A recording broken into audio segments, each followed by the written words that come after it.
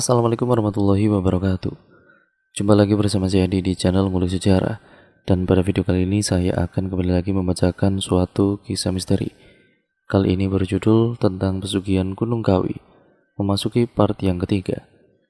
Jadi untuk kalian yang belum menonton part sebelumnya, saya sarankan untuk kalian menontonnya terlebih dahulu agar kalian mengerti keseluruhan alur ceritanya. Yuk, daripada kita lama-lama, daripada kita penasaran bagaimana kelanjutan ceritanya, mari kita langsung saja mulai ceritanya. Perhatikan baik-baik karena ceritanya akan segera saya mulai.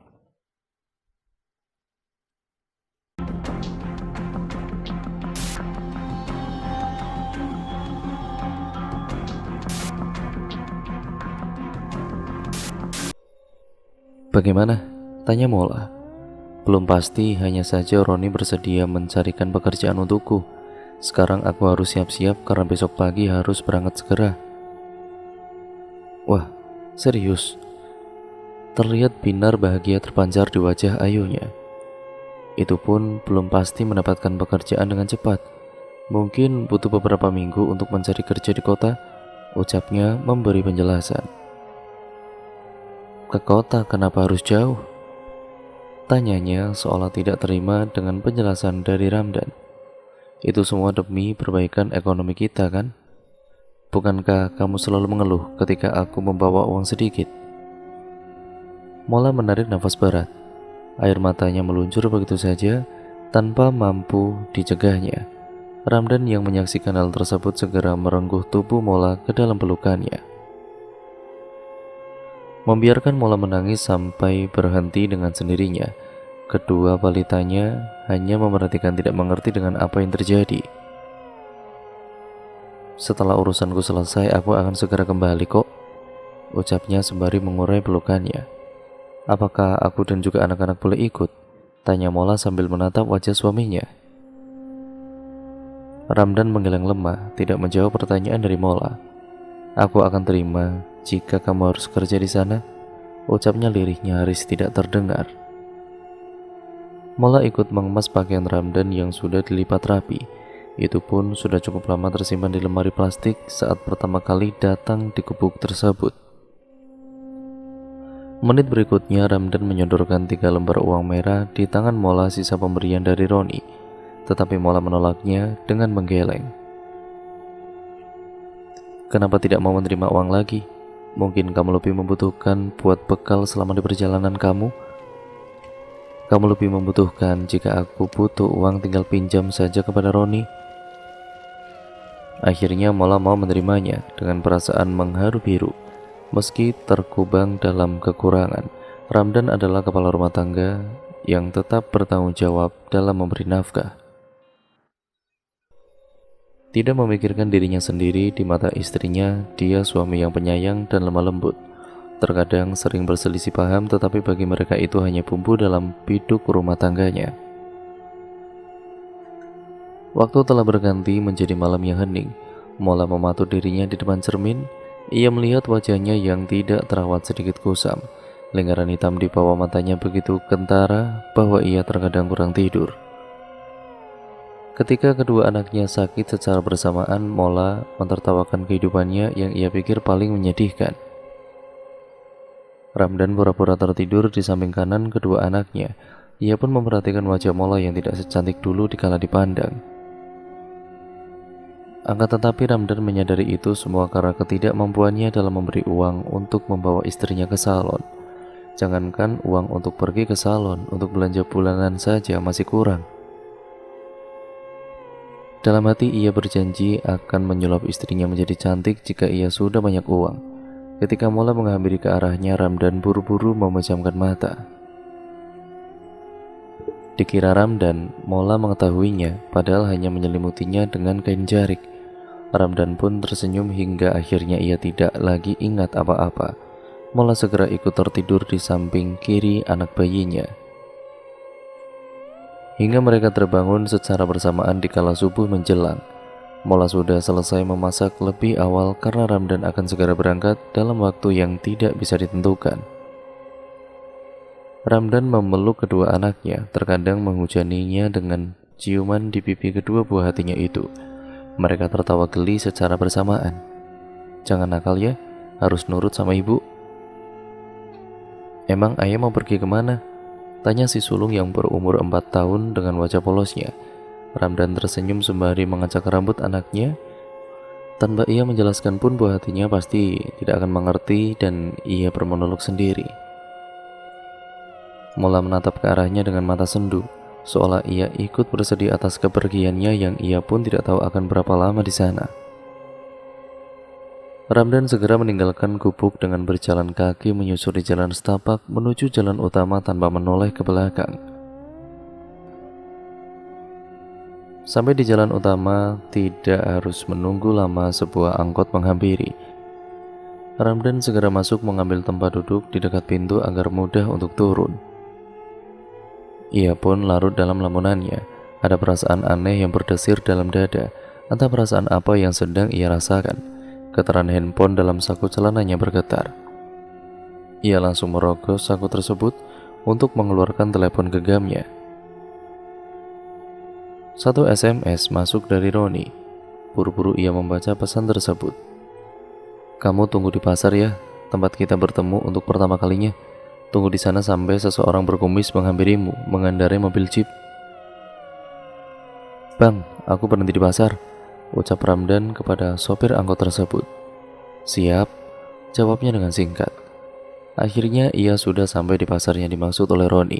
Ia segera mencari tempat duduk untuk menunggu orang kepercayaan Roni itu. Tidak menunggu lama, seorang laki-laki parubaya menghampiri lelaki berpawakan tinggi, berkulit eksotis, serta berkumis. Ciri-ciri yang disebutkan oleh temannya itu. "Ayo segera berangkat," ucapnya. Ramdan mengikutinya dari belakang tanpa mengatakan apapun kepada lelaki yang terbilang masih gagah itu, meski usianya hampir setengah abad. Ramdan segera naik ke mobil jeep tersebut, sampai akhirnya ia larut dalam pikirannya sendiri. Begitupun dengan sopir itu yang tetap fokus menyetir. Bayangan memiliki harta yang melimpah turut memainkan otak Ramdan seakan dadanya terus menggebu. Ia pun tidak sabar membius mulut pedas ibu mertuanya yang kerap memojokkannya di tempat umum. Jika ritual pesugihannya berjalan dengan lancar, tanpa mengalami hambatan yang berat menurut pemikirannya. Yang dia ingat, saran dari Roni cukup melakukan tapa berata selama 3 hari 3 malam di bawah pohon Dewan Daru, menunggu hingga daunnya terjatuh sebagai tanda permohonannya disetujui oleh jin penunggu pohon tersebut. Ketika waktu siang menghampiri, cacing dalam perut Ramdan meminta untuk segera diisi. Lelaki setengah abad itu segera menghentikan mobil di sebuah warung makan. Dia pun sama merasakan perut yang lapar itu. Ia bergegas turun lebih dulu dan melambaikan tangan kepada Ramdan untuk segera mengikutinya masuk ke warteg tersebut. Tidak harus menunggu pelayan warteg untuk memesan makanan yang diinginkan. Di warteg tersebut boleh mengambil makanan sendiri layaknya seperti hidangan prasmanan di hajatan. Ramdan bingung untuk memilih menu yang cukup banyak. Ia hanya menatap satu persatu wadah yang penuh oleh masakan tersebut. Meski perutnya sudah mulai berbunyi tidak karuan, terpikir olehnya takut mahal dan tidak bisa membayarnya. Sedangkan ia hanya membawa uang hanya untuk ongkos angkot saja, tapi tidak membawa uang untuk bekal selama melakukan ritual pesugihan. Yang tadinya ingin meminjam uang kepada temannya, rencana itu buyar ketika Roni menyuruhnya menunggu di pasar. "Ambil saja semuanya jika kamu mau," ucap sang sopir. Ramdan menggeleng. "Semua bekal untukmu sudah dipersiapkan oleh majikan saya," imbuhnya menjelaskan kepada Ramdan. Seketika wajah Ramdan berubah, lengkungan senyumnya memperlihatkan binar bahagia. Kerisauannya kini sudah hilang saat sang sopir memberitahu saat Dewi Fortuna seakan-akan berpihak kepadanya. Setelah selesai mengambil berbagai makanan, Ramdan buru-buru mengambil duduk lesehan di samping sang sopir. Dalam waktu singkat, piring yang tadinya penuh sudah bersih tanpa ada sisa. Tanpa sadar, orang-orang yang sedang ikut makan di warteg tersebut menatap aneh ke arah Ramdan tanpa Ramdan sadari. Sang sopir yang sadar akan hal itu buru-buru membayar dan segera meninggalkan tempat tersebut dengan ekspresi wajah dingin. "Bang, kira-kira masih lama nggak?" tanya Ramdan tidak sabar. "Waktunya tidak bisa dipastikan," jawab Warjo. Ramdan menarik nafas berat seolah-olah harapannya untuk bertanya lebih jauh ia urungkan. Ramdan yang memiliki sifat gampang akrab jika bertemu dengan siapapun, kini hanya mampu menahannya dalam hati. Menjelang asar, Ramdan merasakan kantuk berat tanpa bisa dicegah. Terlebih ia pun merasa kelelahan. Warjo menyungkingkan senyum yang tidak dapat diartikan. Lelaki itu memang memiliki sifat dingin, terlebih ia hanya bicara seperlunya. Tidak lama kemudian mobil jeep itu memasuki area hutan. Warjo menarik tancap gas lebih kuat lagi karena Gunung Kawi dibuka dari pukul 7 pagi sampai pukul 4 sore. Itulah awal ataupun jadwal untuk menemui kuncen yang bernama Mbah Marijan. Nama sudah disamarkan ya teman-teman. Kalaupun terlambat akan disuruh menunggu sampai besok pagi. Mbah Marijan tidak bisa menerima tamu lewat dari jadwal yang ditentukan. Untungnya jalan menuju Gunung Kawi sudah diperbaiki, membuat Warjo leluasa dalam melakukan aksi ngebutnya karena memburu waktu agar tidak terlambat. Sampai di pos keamanan, ia segera memarkirkan mobilnya di tempat khusus parkir. Untungnya Ramdan sudah bangun tanpa perlu Warjo membangunkannya. "Ayo segera turun, waktunya tinggal sebentar lagi loh," ucap Warjo setengah berlari menaiki anak tangga yang terbuat dari ukiran batu. Ramdan pun ikut berlari meski kakinya merasa lemas. Ia pun tidak ingin menyerah dan mengecewakan Warjo. Terutama ada Mola dan kedua anaknya yang menunggu kepulangannya dengan selamat tanpa kurang apapun. "Siapa yang akan melakukan ritual pesugihan?" tanya Mbah Marijan kepada Warjo. "Anak muda ini," jawab Warjo dengan santai. "Siapa namamu? Dan apa masalahmu?" tanya Mbah Marijan kepada Ramdan yang sejak tadi menunduk. "Ramdan, saya dihina oleh ibu mertua dan juga istri saya selalu mengeluh setiap hari," jawab Ramdan masih menunduk dengan tubuhnya yang bergetar. "Apa yang kamu inginkan?" "Saya ingin menjadi kaya," jawab Ramdan terbata-bata. "Apakah kamu sudah siap dengan segala resikonya mengikuti ritual pesugihan?" tanya Mbah Marijan seakan-akan meyakinkan Ramdan sepenuhnya. Ramdan sejenak merenung dengan pertanyaan dari Mbah Marijan. "Jika ingin mengikuti ritual pesugihan, jangan setengah hati. Harus benar-benar yakin 100% tanpa ada paksaan dari pihak manapun," tegasnya. "Saya benar-benar bersedia menanggung semua resikonya, Mbah." "Baiklah, kalau kamu sudah yakin, mari ikut saya ke belakang," ucap Mbah Marijan. Mbah Marijan pun membawa Ramdan ke tempat pemandian. "Bersihkan dulu badanmu dengan air yang ditambahi bunga 7 rupa ini," ucapnya dengan tegas. Ramdan pun mengikuti perintah dari Mbah Marijan. Ia segera mandi dengan air yang berisi bunga 7 rupa. Satu gayung membasahi tubuhnya seketika ia bergidik ngeri ketika bayangan hitam tersebut seolah sedang mengawasinya. Anehnya Ramdan seakan tidak ingin beranjak dari tempat pemandian tersebut. "Ramdan, Ramdan!" teriak Mbah Marijan. Ramdan buru-buru mengambil handuk dan segera keluar dari pemandian itu. "Apa yang sedang kamu lakukan? Lama sekali," sembur Mbah Marijan. Ramdan segera berganti pakaian di kamar khusus tamu. "Malam ini kamu harus melakukan tapa berata selama 3 malam.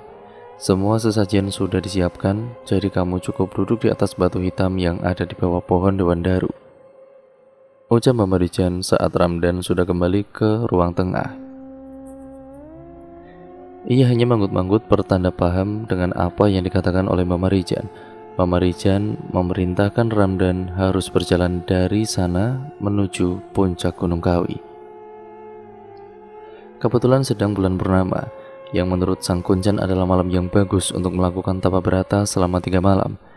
Ia menegaskan kepada Ramdan harus kuat dengan bisikan-bisikan aneh supaya tidak tergoda dengan kejadian apapun yang mengganggunya.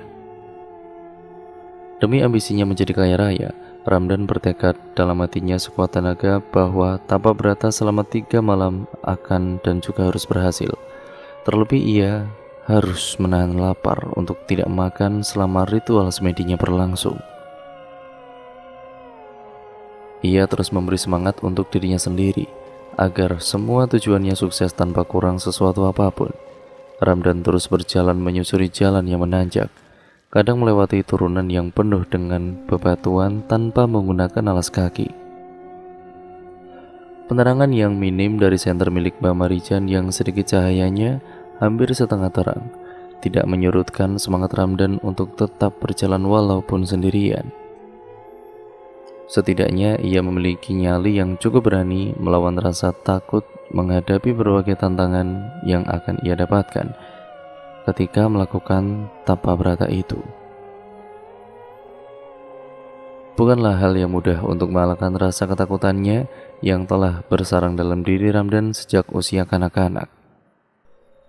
Angin berembus kencang, suara burung hantu mulai terdengar bersahutan.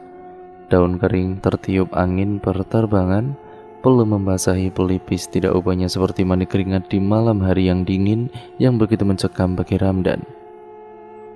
Ramdan merasakan perjalanannya begitu lama sekali. Ia bertanya-tanya dalam hati apakah ia tersesat, bahkan berpikir bahwa dirinya ini salah jalan atau dialihkan makhluk tidak kasat mata. Sepanjang perjalanan, tengkuk lehernya seakan merinding dan ia ingin berlari sangat kencang, tetapi kakinya hanya mampu berjalan pelan. Tiba-tiba kaki Ramdan ini tersandung dan menyebabkan tubuhnya terguling tepat di jalan yang menurun lumayan panjang, membuatnya pasrah. Kemanapun ia terjatuh seolah tidak bisa menahan tubuhnya sendiri untuk berpegangan. Ia segera bangkit berdiri. Rasa sakit pun tidak pernah dirasakan saking ia ingin cepat sampai di puncak Gunung Kawi. Ramdan terus merangkak naik yang tinggal hanya sebentar lagi sampai di puncak Gunung Kawi. Hingga akhirnya ia sudah berada di puncak yang terdapat sebuah gubuk tanpa dinding dengan barisan obor api yang cukup besar hingga cahaya obor tersebut menyinari batu hitam secara jelas. Seperti perintah Mbah Marijan, ia mengucap salam sekaligus meminta izin untuk tapa brata selama 3 malam di bawah pohon Dewan Daru. Ia segera duduk di atas batu hitam tersebut secara hati-hati. Kemudian ia memejamkan mata dengan menarik nafas. Di malam pertama melakukan tapa brata, telinganya seperti mendengar segerombolan orang riuh layaknya di sebuah pasar. Ia pun berhasil tidak terpengaruh oleh suara gaduh tersebut.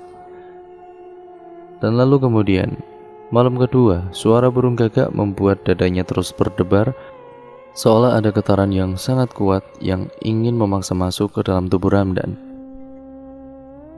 Sekuat tenaga ia menahan goncangan demi goncangan yang terus mendorong tubuhnya yang hampir saja bergeser dari tempat ia duduk. Malam ketiga ia mendengar bisikan memanggil namanya berulang-ulang kali, suara yang menyerupai ibunya yaitu Asti. Untungnya ia masih ingat perkataan dari Mbah Marijan, yang hampir saja ia membuka mata untuk memastikan. Hingga daun Dewan Daru jatuh tepat di wajahnya, yang berarti permohonannya telah diterima oleh jin penunggu, dan ritual tapa brata sudah berhasil ia lakukan dengan sempurna. Diambilnya daun tersebut setelah matanya terbuka lebar, ia menyeringai misi pertamanya berhasil dengan lancar. Ramdan segera meninggalkan pohon Dewan Daru menuju tempat ritual pesugihan yang ditempati oleh Mbah Marijan. Ia pun tidak sabar ingin melakukan ritual penumbalan. "Mana daun Dewan Daru?" tanya Mbah Marijan sembari menatap tajam ke arah Ramdan. "Ini Mbah," jawab Ramdan sedikit gugup. "Apakah kamu sudah siap memberi tumbal pada malam Jumat Wage di tanggal 12 bulan Suro?" tanya Mbah Marijan tegas. "Siap Mbah," ucapnya dengan yakin. Mbah Marijan menyuruh Ramdan memasuki kamar khusus untuk melakukan perjanjian penumbalan dengan jin itu. Ia harus duduk di antara sesajen sebagai persembahan hormat kepada jin yang akan memberinya kekayaan setelah menyerahkan tumbalnya. Mbah Marijan kemudian komat-kamit membaca mantra lalu ditiupkan di kepala Ramdan. Seketika ia tertidur dan bermimpi memasuki sebuah goa. Dilihatnya oleh Ramdan seorang yang berbadan besar sedang duduk di singgasana. Kepalanya bertanduk, bermata merah menyala, bibirnya tebal dan bertaring. Ramdan sudah dalam kondisi duduk dan ia segera menangkupkan kedua tangannya di atas dada sebagai penghormatan. Malam Jumat Wage tanggal 12 di bulan Suro adalah pemberian tumbal. Ucap jin berbadan besar. Baik yang mulia, jawab Ramdan bergetar seperti sangat ketakutan. Aku meminta tumbal darimu sebanyak 10. Kamu cukup menyebarkan koin emas sebanyak 10 buah di jalan ramai atau di tempat berkumpulnya manusia. Tutup matamu dan lakukan permintaanku, ucapnya sembari menyeringai. Ramdan segera menutup matanya. Buka mata, perjanjianmu sudah selesai, ucap Marijan. Ramdan membuka mata, seketika perutnya merasa seperti ingin mengeluarkan isi dalam perutnya. Ayo, segera keluarkan, semuanya akan baik-baik saja, imbu Marijan. Ramdan berlari menuju tempat pemandian untuk memuntahkan cairan dalam mulutnya. Spontan Ramdan mengeluarkan kubalan darah dari mulutnya.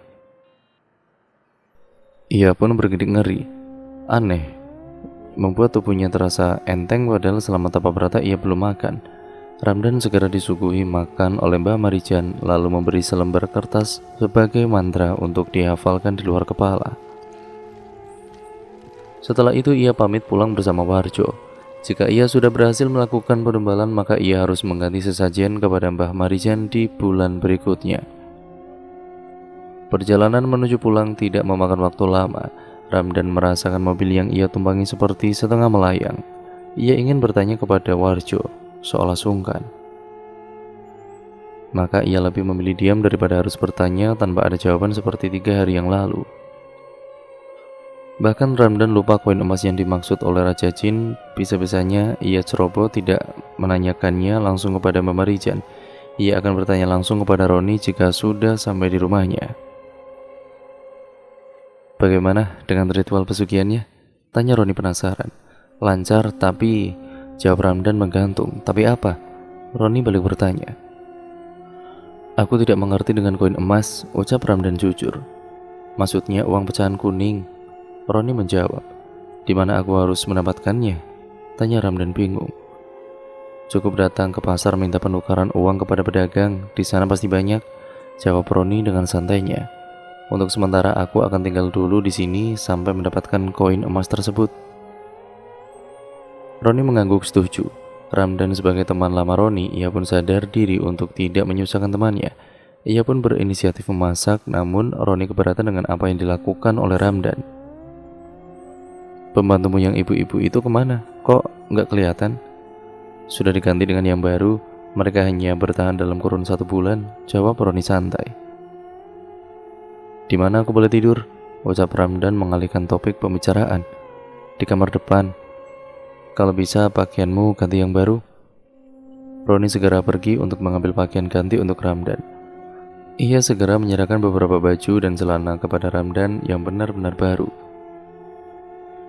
Ini masih baru, Ron. Aku nggak bisa menerima baju sebagus ini, kata Ramdan merasa tidak enak. Pergi sana, ganti baju lusuhmu dengan yang baru, ujar Roni sembari mendorong tubuh Ramdan. Ramdan pun tidak bisa menolak perintah dari Roni dan ia pun sadar bahwa pakaiannya memang tidak ada yang bagus seperti milik temannya itu. Hati kecilnya merasa tersinggung ketika Roni mengucapkan kata lusuh, padahal menurutnya masih bagus. Ramdan hanya menarik nafas dalam-dalam, masih untung Roni masih mau mengenalnya. Malam ini aku akan pergi, maaf harus meninggalkanmu sendirian, ucap Roni saat makan malam. Santai saja, aku tidak apa-apa di sini sendirian, imbu Ramdan seolah tidak keberatan. Kamu jangan kemana-mana sebelum aku kembali, biarkan lampu menyala sepanjang hari, tegas Roni. Ramdan tersenyum simpul ke arah Roni.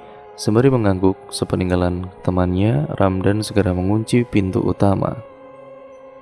Ia pun menerima perintah Roni untuk tidak mematikan lampu saat akan menjelang tidur, karena Ramdan tidak suka ketika tidur dengan lampu yang menyala. Spontan ia mematikan saklar lampu tersebut, bahkan ia lupa dengan perkataan Roni beberapa jam yang lalu. Menit berikutnya Ramdan merasakan guncangan kuat dan suara riuh seperti gerombolan orang meminta tolong. Ada yang menjerit-jerit, ada pula yang menangis histeris. Rintihan demi rintihan terdengar memilukan di telinga Ramdan. Dia segera terbangun dan kemudian segera menyalakan lampu. "Aku mimpi buruk," lirihnya. Ramdan pun segera kembali ke tempat tidur dengan kegundahan.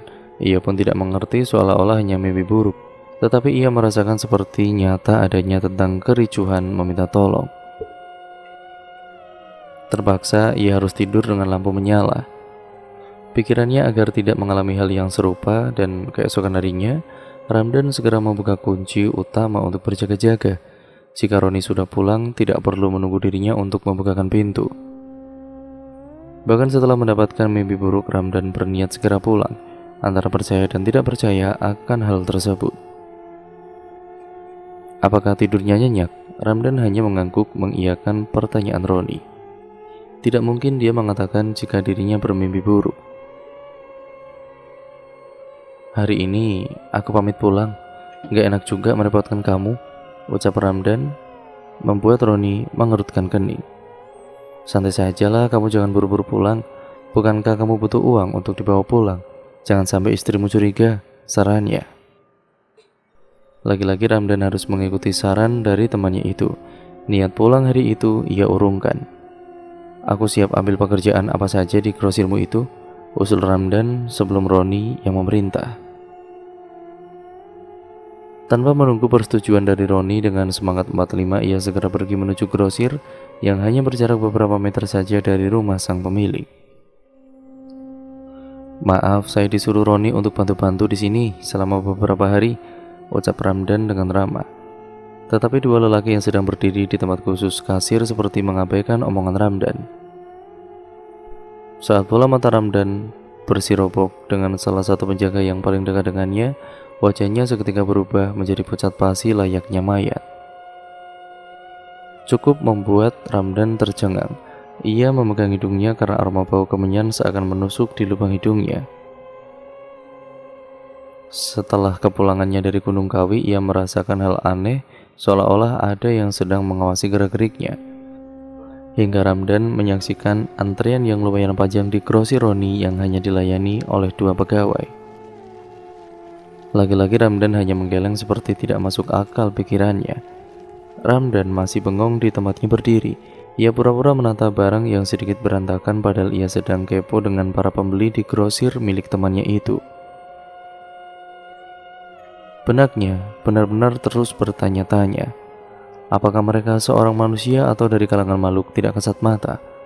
Hanya dalam hitungan jam, para pembeli sudah mulai tinggal beberapa orang saja. Ramdan menghampiri seorang perempuan yang seumuran dengan istrinya Mola. Ia memberanikan diri untuk bertanya, "Mbak pelanggan grosir di sini ya?" "Iya Mbak, kenapa emangnya Bang?" tanyanya, dan ia malah balik bertanya kepada Ramdan dengan ekspresi yang sulit diartikan. "Saya merasa kagum dengan antrean yang mengular ini, sepertinya mereka pelanggan setia grosir ini ya?" Si perempuan malah tersenyum sembari menggelengkan kepalanya. "Jadi sampean kaget dengan antrean para pelanggan grosir ini? Itu sudah biasa Bang, hampir setiap hari di sini ramai terus." Ucapan perempuan tersebut malah membuat Ramdan beberapa kali menarik nafas tidak percaya. Rahasia apa yang dilakukan oleh Roni selain ritual pesugihan? Lirihnya nyaris tidak terdengar. "Grosirmu hari ini sungguh ramai sekali," puji Ramdan kepada Roni. "Jangan berlebihan jika memuji," serunya seolah tidak suka dengan pujian dari Ramdan, karena menurutnya itu hal yang sudah lumrah di kalangan grosir. "Ya, aku serius," seolah yang datang itu seakan tidak ada habisnya. Dalam selang jam ke jam lainnya, pegawainya cuma 2 orang. "Kamu bilang sudah penuh, gak perlu nambah karyawan lagi," jelas Ramdan tidak habis pikir dengan cara Roni dalam mengerjakan pegawai. "Sudahlah, jangan dibahas lagi keanehanmu itu. Mereka bukan sembarang pegawai dan mereka bukan kalangan dari manusia." Seketika Ramdan terkesiap dengan perkataan dari Roni. Pantas saja saat ia bertanya kepada 2 pegawai tersebut hanya menatapnya dengan pandangan kosong. Keganjilannya mulai terkuak satu persatu. Kini Ramdan mengerti tanpa harus banyak bertanya, terlebih Roni ya seperti merasa tersinggung. Beberapa hari lagi bulan Suro akan segera menghampiri. maka bersiaplah untuk mengumpulkan koin emas sebanyak-banyaknya, ucap Roni mengingatkan. Dengan sukarela, Roni kemudian memberikan uang untuk Ramdan pergi mencari koin emas sebagai alat sarana untuk mendapatkan tumbal dengan menyebarkan koin di jalan raya yang padat dengan pengendara. Hampir semua pedagang ia datangi untuk menukar uang kertas dengan uang koin. Memang susah untuk didapatkan. Ramdan tidak kehilangan akal untuk menghampiri para pengemis yang biasa mangkal dekat gerbang pasar itu. Masih belum ia dapatkan, ia mendatangi penjaga parkir sebagai harapan terakhirnya. "Permisi pak, punya uang koin yang warna kuning nggak pak?" tanya Ramdan sedikit was-was. "Untuk apa?" jawabnya. "Butuh untuk kembalian pak," ucapnya berbohong. "Tunggu di sini sebentar," perintahnya, dan Ramdan setuju untuk menunggu penjaga parkir itu. Tidak butuh waktu lama, penjaga parkir itu telah kembali dengan membawa celengan plastik berbentuk ayam jago. Ia mulai menyayat lubang dari celengan tersebut. Penjaga parkir itu segera membalikan celengan tersebut hingga satu persatu koin berjatuhan. Ramdan dengan sigap menyimpan kedua telapak tangannya di bawahnya. "Saya hitung dulu ya," imbuhnya. Dengan cekatan, penjaga parkir menghitung koin emas secara cepat. "Ada 13 koin emas Rp500 nih. Saya bayar 10.000, boleh nggak?" tawar Ramdan sumringah. Lelaki itu pun setuju tanpa menolaknya. "Pastikan kamu menyebarkan koin ini pukul 3 pagi tepat, tanggal 12 bulan Suro," ucap Roni mengingatkan. Ramdan pun terus mengangguk dengan apa yang Roni sarankan.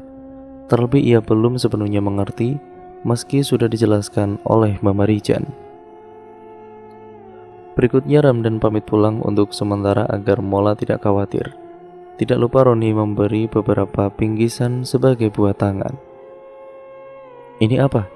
tanya Mola sumringah, sembari membuka kardus berukuran sedang yang dibawa oleh Ramdan. "Oleh-oleh dari Roni untuk Nina dan juga Wafa," ucapnya tenang. "Jadi kamu kerja di tempat Roni?" selidik Mola. Ramdan mengangguk. Setiap pagi, Ramdan akan datang ke rumah Roni sebelum ritual penumbalan dilakukan.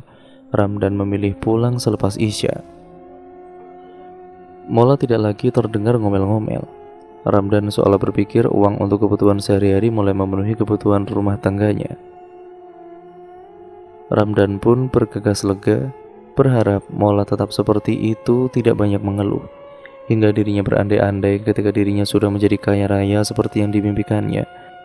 Ia pun merencanakan sesuatu agar tidak dicurigai oleh orang-orang sekitarnya. Tepat tanggal 11 bulan Suro, Ramdan meminta izin kepada Mola. Ia akan pergi keluar kota bersama Roni. Dengan mudah Mola menyetujui tanpa bertanya ke kota mana Ramdan akan pergi. Jika biasanya Mola akan bertanya panjang lebar secara detail, ya sekarang ternyata uang bisa merubah sikap seseorang dengan mudah. Menjelang tengah malam, Ramdan segera pergi ke tempat yang telah ia rencanakan bersama Roni diantar oleh Warjo. Tepat pukul 3 pagi, Ramdan segera berjalan tepat di lampu merah dengan perlahan. Ia mulai melakukan aksinya menebarkan uang koin sesuai jumlah yang benar-benar disuruh oleh si Raja Jin itu, lalu ia menyeringai mengerikan. Suara anjing menggonggong saling bersahutan di segala arah. Tetapi entah dari mana keberadaannya, tidak terlihat seekor anjing pun di sana. Setelah Ramdan naik ke mobil, Warjo segera tancap gas meninggalkan tempat tersebut. Keesokan harinya, diberitakan terjadi kecelakaan massal di tempat di mana Ramdan menaburkan koin itu. Sebuah mobil Pajero dikabarkan menabrak belasan motor yang sedang menunggu pergantian lampu hijau di bawah lampu merah tersebut. Tercatat menelan korban jiwa sebanyak 13 orang. 10 orang meninggal dunia di tempat, sedangkan 3 orang lagi mengalami luka yang berat. Akibat hantaman keras dari mobil Pajero yang tiba-tiba melaju dengan kecepatan tinggi dari arah perlawanan. Seketika Ramdan yang menyaksikan acara berita tersebut merasa tidak percaya jika ritual penumbalannya berhasil berjalan dengan lancar dan juga berjalan dengan baik. Ia tinggal menunggu imbalan dari Raja Jin yang menjanjikan kekayaan setelah dirinya memberikan tumbal sesuai dengan perjanjian itu. Berapa lama aku harus menunggu imbalan itu diterima? Ramdan bertanya kepada Roni dengan dada yang sangat bergejolak. Kamu harus sabar, nanti akan ada pemberitahuan melalui mimpi, jawab Roni santai. Ramdan tersenyum kecut. Dirinya merasa tidak sabar ingin segera menikmati hasil usahanya walau harus menumbalkan orang lain. Seolah ia merasa ya masa bodoh saja dengan pertanggungjawabannya kelak. Yang ia pikirkan hanya sebuah kekayaan. Ritual pesugihan yang kita lakukan untuk memberikan tumbal hanya sekali dalam setahun. Otomatis kekayaan kita akan naik secara bertahap, kecuali kamu memberikan tumbal lebih banyak dari perjanjian itu, terangnya. Perkataan Roni seolah memberi wejangan kepada Ramdan, karena pesugihan Gunung Kawi tidak secara instan langsung menjadi kaya raya secara mendadak. Ada beberapa waktu yang harus sabar, ia tunggu, sampai mendapatkan pemberitahuan melalui alam mimpi. Roni tahu persis bagaimana sikap Ramdan yang dulu ia kenal sosok yang tidak sabaran, mengambil secara buru-buru dalam melakukan tindakan ataupun keputusan. Setidaknya Roni memiliki harapan tinggi Ramdan berhasil dalam melakukan ritual pesugihan itu. Setelah 2 hari Ramdan pun segera pulang atas kerinduan kepada kedua anaknya yang tidak pernah sekalipun ia tinggalkan jauh sampai berhari-hari. Seperti biasa, anak pertamanya akan bermain di halaman memainkan batu kerikil, disusunnya menjadi tumpukan seperti gunung ataupun berbentuk barisan. Anak tersebut seolah mengerti dengan kekurangan sang ayah yang tidak mampu membelikan mainan layak untuknya. Menyadari hal itu membuat Ramdan bersedih tiada terkira. Ayah, teriak Nina sumringah ketika melihat kepulangan sang ayah. Sambil berlari meminta digendong, Ramdan segera mengangkat tubuh Nina lalu digendongnya dengan susah payah karena tubuh Nina cukup berat. Mola yang melihat hal itu biasa saja. Ia jadi berubah pendiam akhir-akhir ini. Perubahan dalam diri Mola cukup membuat Ramdan lega. Pasalnya, setiap hari ia selalu mendengar kecerewetan sang istri yang seolah menyudutkan dirinya. Terutama dalam hal memberi nafkah, Ramdan hanya diam tanpa memberi penjelasan yang membuat istrinya mengerti. Ia lebih memilih mengalah untuk tidak melakukan pembelaan. Ketika Mola benar-benar mengeluhkan penghasilannya yang tidak cukup memenuhi kebutuhan setiap bulan, Ramdan lebih memilih pura-pura tidak mendengar semua keluhan-keluhan yang selalu menjadi sarapan di setiap harinya. Tumben tidak menyambut, ucap Ramdan basa-basi. Mola hanya menatapnya sekilas dengan ekspresi wajah datar. Apa kamu lelah seharian mengasuh 2 balita sekaligus? Mola menggeleng. Itu sudah menjadi tugasku sebagai seorang istri kok, jawabnya. Lalu kenapa wajahmu dingin seperti tidak suka atas kepulanganku? Mola menghela nafas sembari menatap tajam ke arah Ramdan. Mengerucutkan bibir tipisnya membuat Ramdan tergelak dengan tingkah Mola yang menurutnya amat lucu. Terkadang Mola sering mengomel, tapi rasa sayangnya malah semakin besar. Saat makan malam, Ramdan melihat Mola bersikap aneh. Dirinya hanya memegang sendok dengan tatapan lurus ke depan, seperti sedang memikirkan sesuatu. Karena rasa penasaran yang mendominasi dirinya, Ramdan pun akhirnya bertanya, "Apa yang sedang kamu pikirkan?" Mola tetap diam dan dengan posisi yang tidak berubah, Ramdan segera menyudahi aktivitas makan malamnya itu. Ia pun takut terjadi sesuatu telah menimpa Mola selama dirinya pergi untuk beberapa hari. Ramdan berpikir dan juga berinisiatif menepuk pundaknya. Tetapi ia urungkan dan membiarkan istrinya sadar dengan sendirinya. Astagfirullah, astagfirullah, ucap Mola sembari mengusap wajahnya. Ramdan masih bersikap santai seolah hal biasa yang terjadi pada Mola.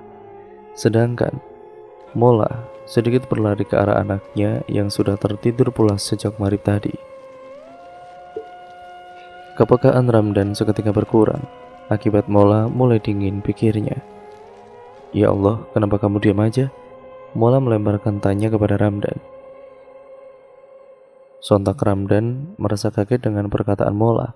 Keningnya sedikit berkerut, tidak mengerti. Jelas-jelas ia tadi bertanya kepada istrinya tetapi tidak dijawab. Aku tadi nanya kamu kenapa, tapi kamu itu diam saja. Tadi aku melihat, ucapnya menggantung. Ya mungkin kamu halusinasi, Ibu Ramdan. Apa mungkin aku halusinasi, lirihnya. Ya mungkin kan kamu kan kecapean mengurus Nina yang ya lagi aktif-aktifnya kan? Ucap Ramdan yang seolah sedang membenarkan sikap aneh Mola yang akhir-akhir ini sering melamun. Ya udah ayo segera tidur, jangan biasakan begadang. Ramdan mengingatkan terkadang Mola terbangun di tengah malam hanya untuk duduk di atas kursi kayu dengan pikiran yang entah. Kadang bercermin menatap wajah kusamnya yang sedikit berjerawat. Malam ini Mola ini memaksakan dirinya untuk tertidur lelap. Setelah seharian berkutat dengan berbagai pekerjaan rumah yang seakan tiada habisnya, begitupun dengan Ramdan yang juga sudah terlelap dalam buayan mimpi. Kamu kenapa tertawa malam-malam? Begitulah selidik Mola. Aku tertawa malam-malam. Ngawur kamu. Orang semalaman aku tidur nyenyak, mana ada aku tertawa, jawab Ramdan. Serius, aku tidak salah dengar. Kamu tertawa dengan mata yang terbuka, ucap Mola. Ramdan mengingat-ingat semalam dengan mimpinya, tetapi ia merasa tidak bermimpi apa-apa malam tadi. Apalagi Mola mengatakan dirinya tertawa dalam keadaan mata terbuka. Ia berpikir sungguh tidak masuk akal. Ia menyangka bahwa istrinya mengalami halusinasi seperti hari-hari sebelumnya dan sulit dipercaya dengan nalar. Aku heran dengan tingkah istriku akhir-akhir ini, ucap Ramdan merasa tidak mengerti dengan sikap Mola. Memangnya dia kenapa? Tanya Roni penasaran.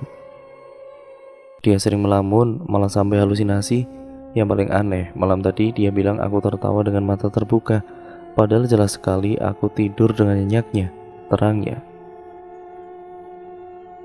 Itu tandanya bahwa Raja Jin sedang mengawasi gerak-gerikmu, maka jangan sampai kamu gegabah dalam menyimpan koin sebagai sarana pertukaran untuk mendapatkan tumbal itu, tandasnya serius. Emangnya ada pengaruhnya? Ucap Ramdan tidak percaya. Ya jelaslah, jawab Roni singkat. Kini Ramdan mulai mengetahui sedikit demi sedikit pengaruh dari melakukan ritual pesugihan. Ternyata bukan hanya dirinya saja yang berurusan dengan Raja Jin, melainkan keluarga kecilnya ikut serta dalam pengawasan si Jin itu. Jika ingin mengakhiri pun sudah percuma. Ia sudah memberikan tumbal sesuai perjanjian saat ikrar dilakukan antara Raja Jin. Mau tidak mau, Ramdan harus tetap melanjutkannya tanpa kata. Tapi dalam relung hatinya ia amat menyesal telah tergoda oleh rayuan Roni. Ramdan menghela nafas panjang, perlahan dihembuskannya dengan hati-hati yang begitu berat.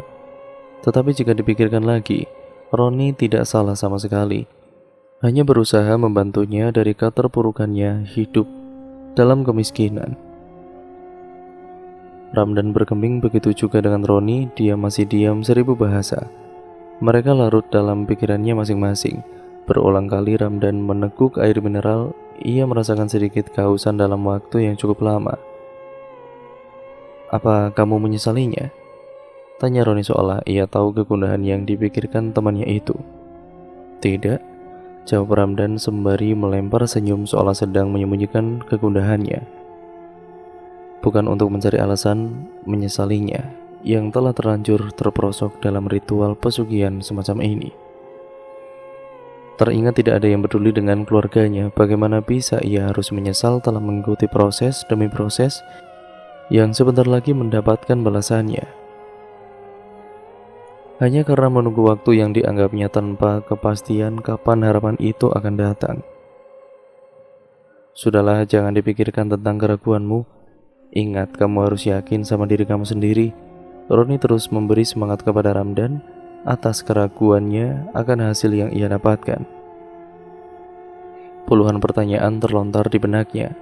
Kapan dan di mana ia akan mendapatkan uang hasil ritual pesugihan itu? Jika dibandingkan kesuksesanku dalam memberi tumbal, lebih beruntung kamu dalam ritual penumbalan. Ucapan Roni terus menguatkan Ramdan agar tidak gampang menyerah dengan keputusan yang telah diambilnya secara nekat itu. Dan cerita pun berlanjut lagi ke part yang selanjutnya teman-teman, yaitu part yang keempat. Jadi untuk kalian yang penasaran, tetap stay tune terus di channel ini. Jangan lupa like, comment, dan share, serta subscribe untuk kalian yang belum. Nyalakan tombol lonceng notifikasinya agar kalian tidak ketinggalan video terbaru selanjutnya dari channel ini. Sekian, terima kasih, kurang lebihnya mohon maaf. Wassalamualaikum warahmatullahi wabarakatuh.